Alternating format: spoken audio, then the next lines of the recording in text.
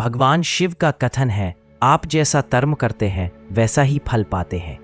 यह एक ऐसी कहावत है जिसे हम सभी ने अपने जीवन में अनगिनत बार सुना है। पर क्या आप सच में यह मानते हैं कि अच्छे कर्मों का परिणाम हमेशा अच्छा ही होता है? शायद आपके भीतर से कोई स्पष्ट जवाब नहीं आ रहा होगा, क्योंकि हम अपने चारों ओर ऐसे कई लोगों को देखते हैं जो अपना पूरा जीवन अच्छे कार्यों में लगा देते हैं, दूसरों की सहायता करते हैं और कभी किसी का अहित नहीं सोचते, फिर भी उनके हिस्से में केवल दुख ही आता है। आज की यह कहानी सुनने के पश्चात कर्म के सिद्धांत पर आपकी सोच और दृष्टिकोण पूरी तरह स्पष्ट हो जाएगी।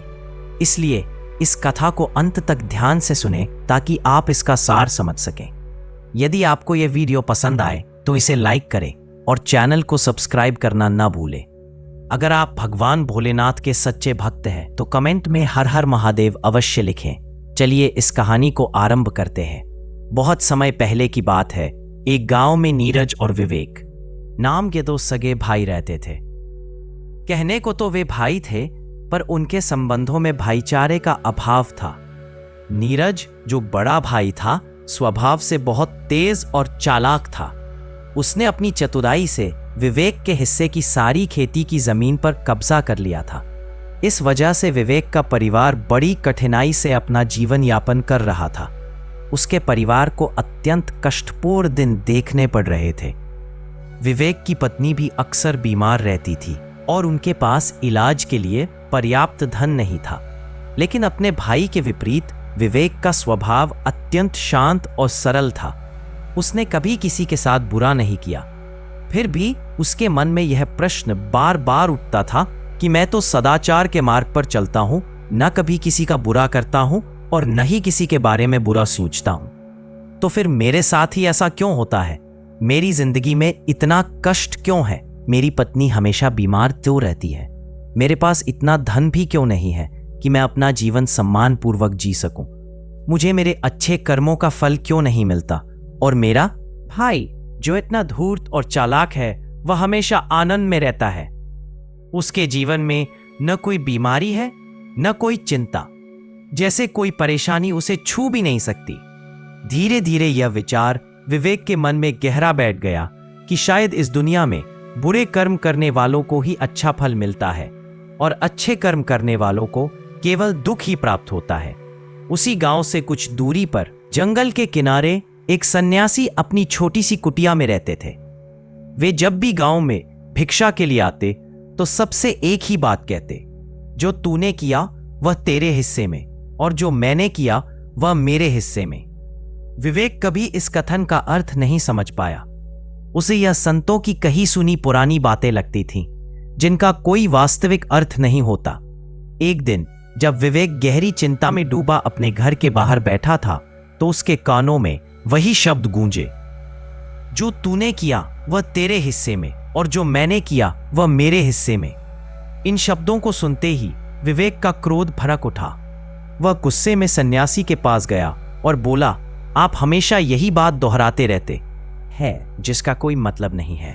अगर आपकी बात सच होती तो मैंने जीवन भर अच्छे कर्म किए हैं, तो मेरे हिस्से में तो अच्छा ही होना चाहिए था। मुझे अच्छा फल ही मिलना चाहिए था।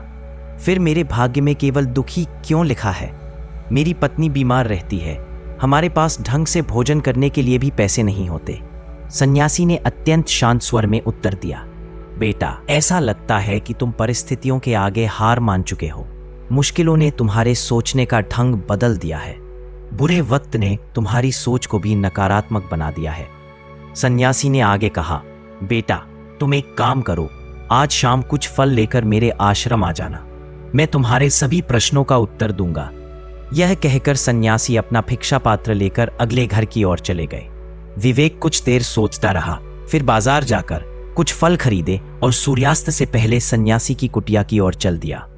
जैसे जैसे विवेक रास्ते में आगे बढ़ रहा, उसे अपने अंदर एक अजीब सी शांति का अनुभव हो रहा था। वह रास्ता गांव से दूर और शांत था। रास्ते में उसे कुछ बंदर दिखाई दिए। एक पल के लिए विवेक के मन में विचार आया कि क्यों ना इन बंदरों को अपने लाए हुए फलों में से कुछ हिस्सा दे दूं। लेकिन अगले ही पल उसने सोचा कि अगर मैंने ये फल बंदरों को दे दिए और खाली हाथ सन्यासी के पास गया तो मुझे मेरे प्रश्नों के उत्तर नहीं मिलेंगे। इसलिए वह बंदरों से फल बचाता हुआ सीधे सन्यासी की कुटिया तक जा पहुंचा। जब वह कुटिया में पहुंचा तो सन्यासी ने तुरंत कहा, जब मन में आया ही था तो ये फल बंदरों को खिला क्यों नहीं दिए। यह सुनकर विवेक स्तब्ध रह गया। वह सोचने लगा कि सन्यासी को मेरे मन की बात कैसे पता चली। उसे समझ नहीं आया कि सन्यासी को यह कैसे ज्ञात हुआ कि उसके मन में बंदरों को फल खिलाने की इच्छा उठी थी। तब उसने सन्यासी से पूछा, हे महात्मा, आपको कैसे पता चला कि मैं बंदरों को फल खिलाना चाहता था। सन्यासी ने कहा, बेटा, यह जानना महत्वपूर्ण नहीं है कि मुझे कैसे पता चला। हम सन्यासी हैं, हम सबके मन की बात जान लेते हैं। महत्वपूर्ण यह है कि तुम ये समझो कि जैसे एक बछड़ा सैकड़ों गायों के झुंड में अपनी मां को पहचान लेता है, ठीक वैसे ही कर्म अपने कर्ता को ढूंढ ही लेता है। ये कर्म मेरे हाथों से ही होना निश्चित था। ये कहकर सन्यासी ने विवेक के हाथों से फल लेकर पास बैठे बंदरों को खिला दिए। विवेक इस बात का तात्पर्य नहीं समझ सका। उसने फिर सन्यासी से पूछा, हे महात्मा जी, मैं आपकी बात का अर्थ नहीं समझ पाया, कृपया मुझे इसका रहस्य समझाएं। तब सन्यासी ने मुस्कुराते हुए कहा, बेटा, मनुष्य को हमेशा लगता है कि वही करता है, वही सब कुछ करने वाला है, लेकिन सत्य यह है कि कर्म स्वयं अपने कर्ता का चयन करता है। तुम कर्म को नहीं चुनते, कर्म तुम्हें चुनता है। यदि तुम किसी कर्म को करने के योग्य हो तो वह कर्म हजारों लोगों के बीच से भी तुम्हें ढूंढ लेगा। इसलिए योग्य बनने पर ध्यान केंद्रित करो, केवल कर्म करने पर नहीं। अगर तुम सिर्फ कर्म करने पर ध्यान दोगे तो कभी योग्य नहीं बन पाओगे। योग्य बनने के लिए जिन छोटे छोटे कार्यों की आवश्यकता होती है, पहले उन्हें करना आरंभ करो। जब तुम योग्य बन जाओगे तो बड़ा कर्म या मुख्य लक्ष्य स्वयं तुम्हारे पास आ जाएगा। उदाहरण के लिए इन बंदरों को देखो। सन्यासी ने पास बैठे बंदरों की ओर संकेत करते हुए कहा, इन्होंने पहले छोटे छोटे कर्म किए, जैसे पेड़ों पर चढ़ना और कलाबाजियां लगाना सीखा। इसी तरह छोटे छोटे कर्म करते हुए ये मुझ तक पहुंच गए। अब देखो, मुझ तक पहुंचने के बाद इनके पास भोजन भी तुम्हारे हाथों से स्वयं पहुंच गया। इसलिए अपनी दिनचर्या में छोटे छोटे कर्म करते हुए स्वयं को योग्य बनाओ। जब तुम योग्य बन जाओगे तो बड़ा लक्ष्य तुम्हें स्वतः ही प्राप्त हो जाएगा। कुछ देर रुककर सन्यासी ने अपनी बात आगे बढ़ाई, जो अत्यंत महत्वपूर्ण थी। उन्होंने कहा, बेटा, अगर तुम योग्य बनने के लिए प्रयास नहीं करोगे तो दूसरों के कर्म भी तुम्हारे जीवन को प्रभावित करने लगेंगे। उदाहरण के तौर पर, तुम्हारी पत्नी कई दिनों से बीमार है। तुम सोचते हो कि यह तुम्हारे कर्मों का फल है, लेकिन समझने वाली बात यह है कि तुम्हारी पत्नी अपने कर्मों के कारण बीमार है, तुम्हारे कर्मों के कारण नहीं। तुम्हारे कर्मों तो अच्छे हैं, लेकिन संभव है कि अतीत में तुम्हारी पत्नी के कर्म अच्छे न रहे हों, जिस वजह से वह आज बीमार है, और तुम्हारी पत्नी के कर्मों के कारण तुम्हें भी दुख भोगना पड़ रहा है। इसी तरह कई लोग अपने बच्चों या परिवार के कारण दुख झेलते हैं। लेकिन सोचो, अगर तुम योग्य होते तो तुम अपनी पत्नी का इलाज करवा सकते थे, उसकी बीमारी को दूर कर पाते। और क्या पता, अगर तुम योग्य होते तो तुम्हारा विवाह ही किसी स्वस्थ स्त्री से हुआ होता। लेकिन तुम योग्य नहीं थे, इसलिए तुम्हें अपनी पत्नी के कर्मों की पीड़ा भी सहनी पड़ रही है। अगर तुम योग्य बन जाओगे तो दूसरे लोगों के कर्म तुम्हें प्रभावित नहीं कर पाएंगे। इसके बाद सन्यासी ने विवेक को चेतावनी देते हुए कहा, हमेशा याद रखना बेटा, जीवन में तुम्हें वहां नहीं मिलता जो तुम चाहते हो, बल्कि वहां मिलता है जिसके तुम योग्य हो। इसलिए अपनी योग्यता बढ़ाने पर ध्यान दो और उसके लिए प्रतिदिन कुछ सार्थक कर्म करते रहो। कर्म का फल पाने की इच्छा से कभी कर्म मत करो। विवेक ने हाथ जोड़कर सन्यासी से पूछा, हे महात्मा जी, कृपया मुझे बताएं कि मैं अपनी योग्यता कैसे बढ़ा सकता हूं, ताकि मेरा मुख्य कर्म मुझे स्वयं ढूंढ सके। तब सन्यासी ने शांत स्वर में कहा, बेटा विवेक, इसके लिए कुछ सरल उपाय हैं। सबसे पहला और सबसे महत्वपूर्ण उपाय है, कर्म करो और फिर उसे भूल जाओ। जो भी कार्य तुम अपनी क्षमता बढ़ाने के लिए कर रहे हो, उसे करने के बाद उसके परिणाम के बारे में मत सोचो। कर्म के साथ फल की अपेक्षा जोड़ना वैसा ही है जैसे बीज बोकर हर दिन यह देखना कि पौधा क्यों नहीं उग रहा। तुम यह मत सोचो कि तुम्हें उससे क्या मिला। इसीलिए कहा गया है कि कर्म करो, फल की चिंता मत करो। अगर तुम फल की चिंता करोगे तो तुम वास्तव में कर्म कर ही नहीं रहे हो। अक्सर मनुष्य की पीड़ा का यही सबसे बड़ा कारण होता है। वह सोचता है कि मैं अच्छे कर्म कर रहा हूं, फिर भी मुझे अच्छे परिणाम नहीं मिल रहे, और यही पीड़ा उसके मन को घायल करती रहती है। यह उसे अपने लक्ष्य से भटका देती है। किसी कर्म को करने के बाद अपना मूल्यांकन अवश्य करो, लेकिन परिणाम की चिंता छोड़ दो। तब विवेक ने पूछा, हे महात्मा, हम अपना मूल्यांकन कैसे करें? इस पर सन्यासी ने कहा, बेटा, जब भी तुम कोई कार्य पूरा करो तो उसके बाद स्वयं से यह प्रश्न पूछो, क्या तुम उस कार्य को करते समय पूरी तरह से उसमें लीन थे या तुम्हारा ध्यान कहीं और भटक रहा था? इस तरह तुम स्वयं का आकलन कर पाओगे कि तुम कितनी एकाग्रता से उस काम को कर रहे थे। जितनी अधिक एकाग्रता से तुम किसी कार्य को करोगे, उतनी ही तेजी से तुम्हारी योग्यता बढ़ेगी। यदि तुम किसी काम को केवल पूरा करने के लिए कर रहे हो तो उससे तुम कभी योग्य नहीं बन पाओगे। काम तो पूरा हो जाएगा, लेकिन उसका वास्तविक फल तुम्हें नहीं मिलेगा। इसलिए आत्म मूल्यांकन इस प्रकार करो कि तुम्हारा मन उस कार्य में था या नहीं। सन्यासी ने विवेक से आगे कहा, बेटा, अगली बार जब भी कोई कार्य करो तो प्रयास करना कि तुम्हारा मन और विचार उसी कार्य पर केंद्रित रहें। तब विवेक ने एक और प्रश्न पूछा, महात्मा जी, जब भी हम कोई काम करते हैं तो हमारे मन में अनगिनत विचार आते हैं और हमारा ध्यान भटक जाता है। ऐसे में हम अपने मन को एकाग्र कैसे रखें? तब सन्यासी ने मुस्कुराते हुए कहा, बेटा, जब भी तुम किसी काम को करते समय अपना पूरा भाव उसमें समर्पित कर देते हो तो तुम्हारे विचार उसी काम पर केंद्रित रहते हैं। पूरी निष्ठा, प्रेम और सद्भाव से किया गया कर्म तुम्हारे विचारों को भटकने नहीं देता। विचार तुम्हें तभी दूसरी दिशाओं में ले जाते हैं जब तुम उस कर्म को पूरी निष्ठा से नहीं करते, उसमें अपना प्रेम नहीं डालते। जब ये तीनों चीजें तुम उस कर्म में समर्पित कर देते हो तो तुम स्वाभाविक रूप से पूरी तरह उस कर्म में समा जाते हो और तुम्हारा मन मस्तिष्क एक ही स्थान पर स्थिर रहता है। इसके बाद सन्यासी ने अपनी बात समाप्त करते हुए कहा, बेटा, यदि कोई व्यक्ति इन 3 उपायों का सही ढंग से पालन करता है तो वह किसी भी कार्य के लिए स्वयं को योग्य बना सकता है, और एक बार जब वह योग्य बन जाता है तो उसका कर्म उस बछड़े की तरह जो सैकड़ों गायों के बीच अपनी मां को ढूंढ लेता है, तुम्हें ढूंढ लेगा। बेटा, हमेशा याद रखो, कर्म को मत खोजो, योग्यता प्राप्त करो। कर्म स्वयं तुम्हारे पास आएगा। विवेक को कुछ फलों के बदले जीवन भर का ज्ञान प्राप्त हो चुका था। उसे अपने सभी प्रश्नों का उत्तर मिल गया था और उसके मन की सारी शंकाएं समाप्त हो चुकी थी।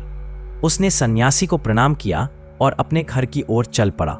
रात हो चुकी थी और चारों ओर अंधेरा था। वह रास्ते भर उन्हीं बातों के बारे में सोचता रहा जिन्होंने न केवल उसकी दृष्टि बल्कि उसका पूरा जीवन बदल दिया था। एक दिन एक अत्यंत दुखी व्यक्ति आंखों में आंसू लिए उसी सन्यासी के पास आया और बोला, हे महात्मा जी, मैं अपने जीवन से बहुत परेशान हूं। मैं अपने परिवार को खुश नहीं रख पा रहा हूं और ना ही अपने लिए कुछ कर पा रहा हूं। कभी कभी मुझे लगता है कि यह जीवन व्यर्थ है और इसे समाप्त कर देना ही एकमात्र उपाय है। हे महात्मा जी, आप इतनी साधना और तपस्या करते हैं, क्या आप मुझे कोई सरल मार्ग बता सकते हैं जिससे मैं इस बुरे समय से बाहर निकल सकूं? मेरा समय बहुत खराब चल रहा है। अब तो 2 वक्त की रोटी का प्रबंध करना भी कठिन हो गया है। आप ही बताइए, ऐसे में मैं कैसे जीऊं? यह सुनकर सन्यासी मुस्कुराए और बोले, बेटा, तुम एक काम कर सकते हो। उन्होंने सामने इशारा करते हुए कहा, उस ऊंची पहाड़ी पर एक प्राचीन मंदिर है। उस मंदिर के पास चींटियों का एक घर है जहां हजारों चींटियां रहती हैं। वे चींटियां उस मंदिर की जमीन को खराब कर रही हैं, जिससे वहां कोई पेड़ पौधा नहीं उग पाता। तुम मेरा एक काम करो, फिर मैं तुम्हें तुम्हारे प्रश्नों का उत्तर दूंगा। तुम अगले 7 दिनों तक हर रोज उस पहाड़ी पर जाओ और उन चींटियों के घरों को नष्ट कर दो, लेकिन ध्यान रखना कि एक भी चींटी मरनी नहीं चाहिए। वह व्यक्ति इस बात को समझने का प्रयास करता हुआ वहां से चला गया। उसे समझ नहीं आ रहा था कि सन्यासी ऐसा क्यों करवा रहे हैं। वह सोच रहा था कि यह तो उन चींटियों पर अन्याय है, लेकिन सन्यासी की बात मानते हुए वह अगले दिन से पहाड़ी पर जाने लगा।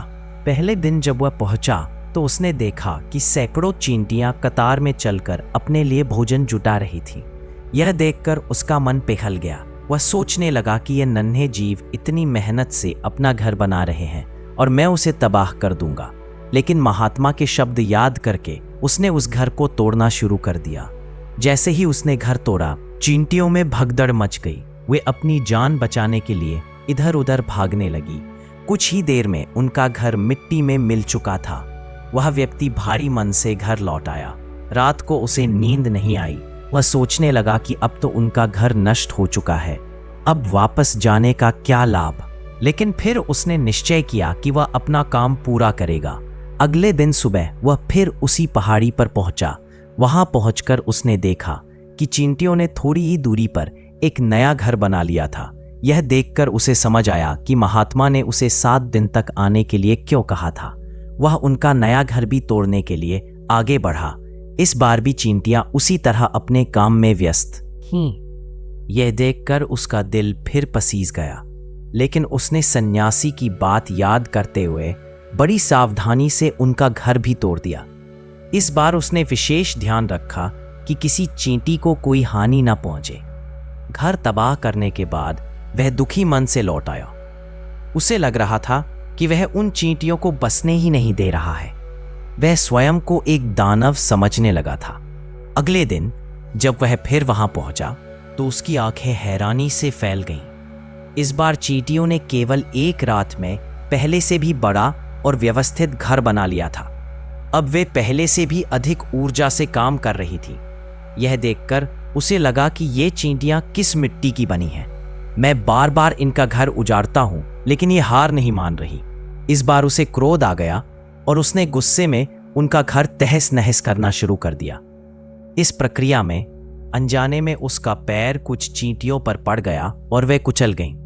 जब उसका क्रोध शांत हुआ तो उसे अपनी गलती का एहसास हुआ और वह रोता हुआ घर लौट आया। रात को उसने सोचा कि मैं उन पर बहुत अत्याचार कर रहा हूं, अब मुझसे यह और नहीं होगा। अगले दिन वह अपने घर से थोड़ा आटा लेकर पहाड़ी पर पहुंचा। आज उसके मन में उन चींटियों के प्रति दया और श्रद्धा थी। वहां पहुंचकर उसने देखा कि चींटियां फिर से अपना नया घर बनाने में जुटी थीं। उसने प्रेम से उन चींटियों को आटा खिलाया और अगले 3 दिनों तक वह यही करता रहा। 7वें दिन वह सन्यासी के पास पहुंचा और हाथ जोड़कर बोला, हे महात्मा जी, मुझे क्षमा कर दीजिए।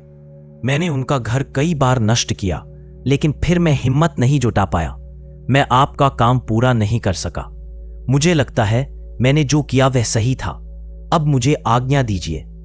यह सुनकर सन्यासी मुस्कुराए और बोले, बेटा, इतनी जल्दी क्या है? पहले यह बताओ कि तुम उन छोटी छोटी चींटियों का घर तबाह क्यों नहीं कर सके? उस व्यक्ति ने कहा, महात्मा जी, मैंने उनका घर कई बार तोड़ा, लेकिन जिस दिन मुझसे कुछ चींटियां मर गईं, उसी दिन मुझे खुद से घृणा होने लगी। उसी दिन से मैंने उनकी सहायता करनी शुरू कर दी। यह सुनकर सन्यासी ने कहा, बेटा, यही तो सीखने वाली बात थी। वह छोटी सी चींटी भी हमें जीवन का गहरा पाठ सिखाती है। मैंने तुम्हें वहां उनसे कुछ सीखने के लिए भेजा था। बताओ, तुमने उनसे क्या सीखा? उस व्यक्ति ने पूरी कहानी सुनाई। सन्यासी ने मुस्कुराते हुए कहा, बेटा, पहली सीख यह थी कि तुमने कितनी ही बार उनका घर तोड़ा, लेकिन उन्होंने कभी हार नहीं मानी। जीवन का दूसरा नाम ही कर्म और प्रयास है।